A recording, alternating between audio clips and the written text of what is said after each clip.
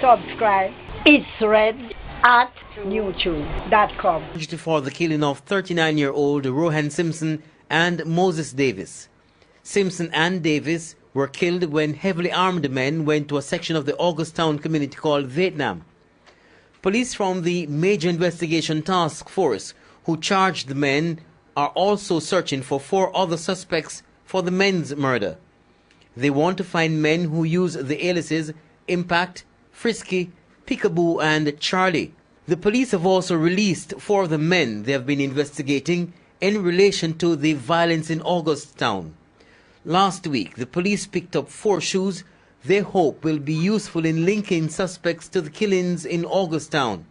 In the meantime, the police and military are maintaining a presence and have extended the curfews to keep the violence in check.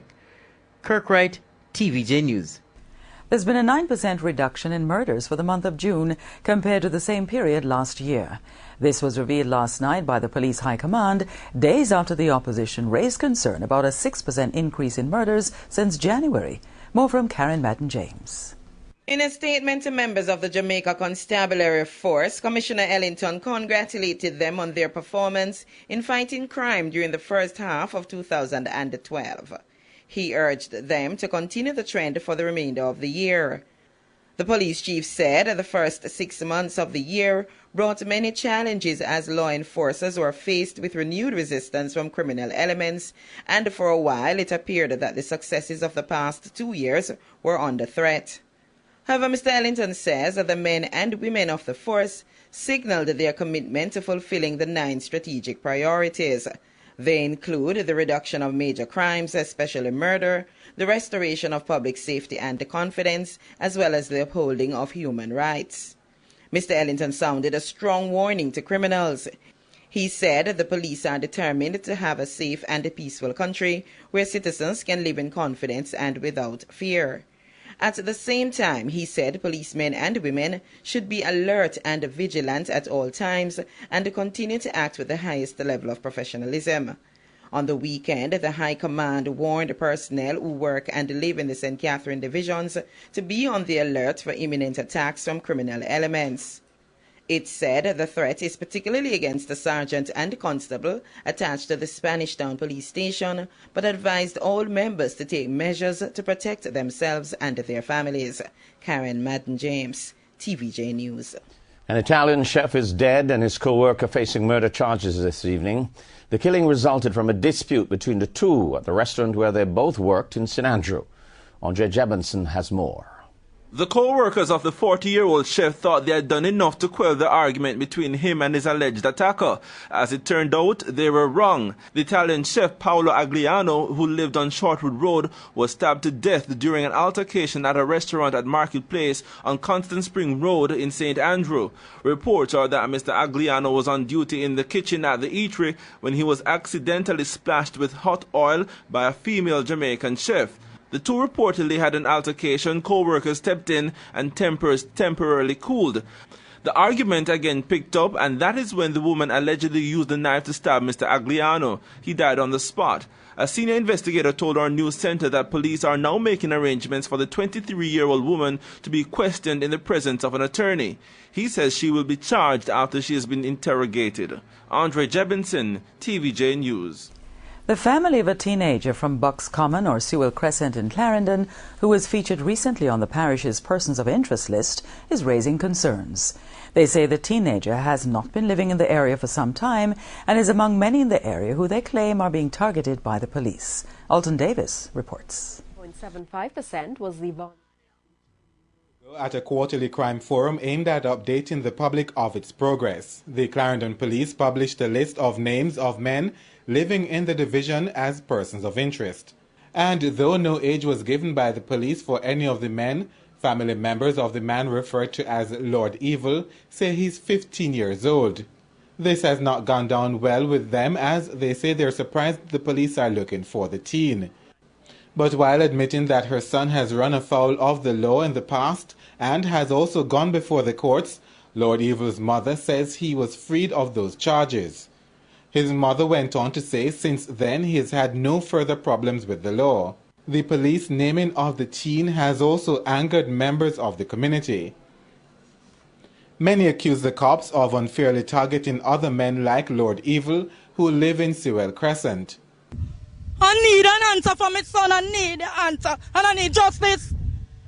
They just living on the people them and the man them in Sewell Crescent and targeting them and killing all of them. And I want to know when this is going to stop in the community. Every minute you see them, I drive round and I give Sewell Crescent bad name.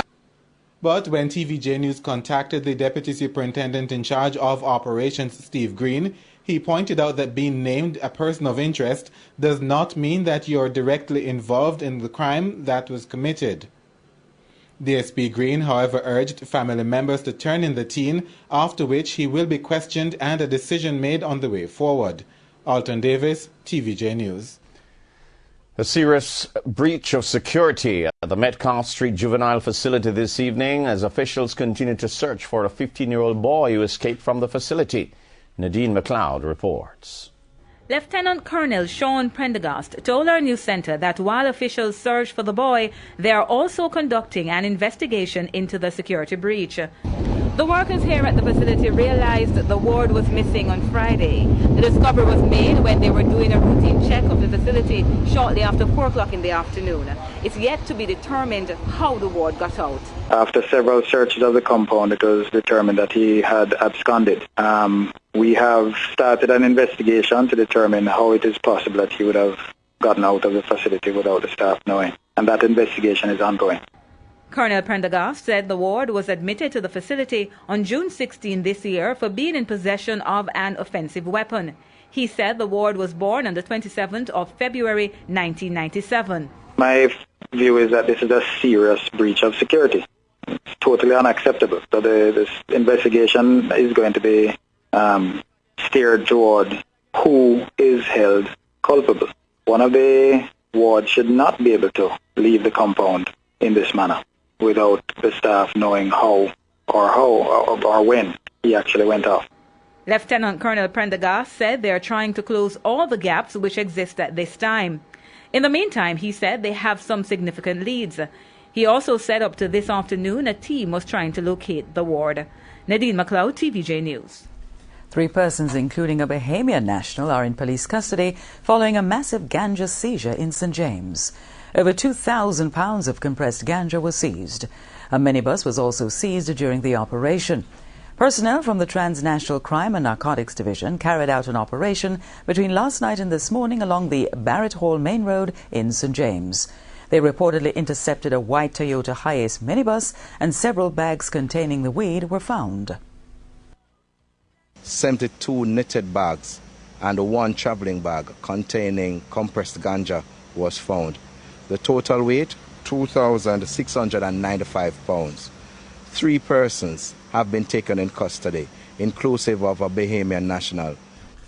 The men were taken into custody and will be charged under the Dangerous Drugs Act.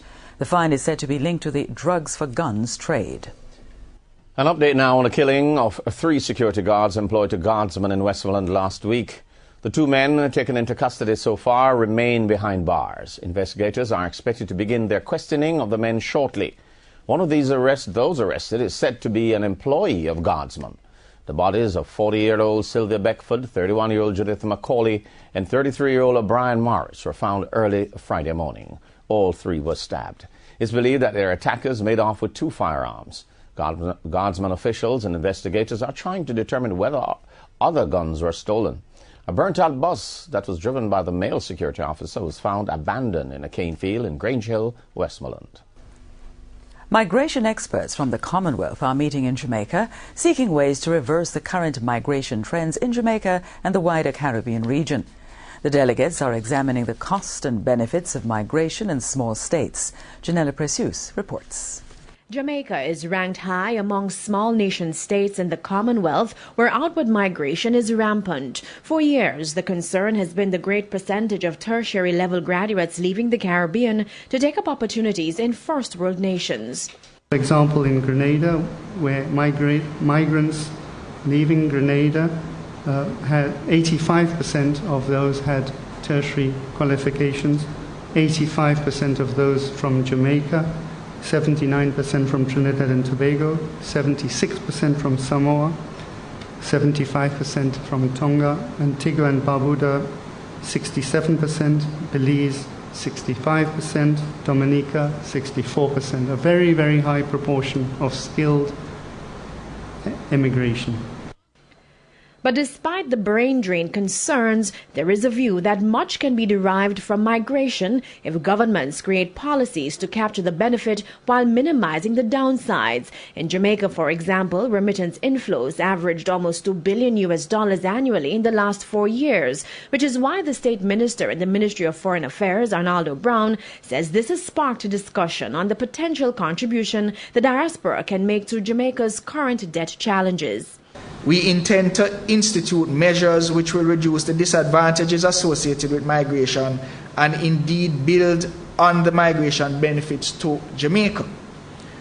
This approach will include the countries of destination and, more importantly, to the migrants and their families. In this regard, we hope to implement strategies that will reduce transaction costs in remittance flows, as well as safeguard the human rights and social protection of our migrants. Mr. Brown also believes that migration benefits go far beyond remittances and should also include diaspora direct investment. And for those who've migrated and returned, he says the net effect of that aspect should also be explored. If 20,000 flow out, about 1,000 may return. And the question is, how can we encourage more brain circulation, because in light of the fact that we have the technological landscape now available, they don't physically have to return to the country for their intellectual powers to be harnessed and to assist in the addressing the challenges that face the particular country. Janella Precious, TVJ News. Subscribe. It's red at newtune.com.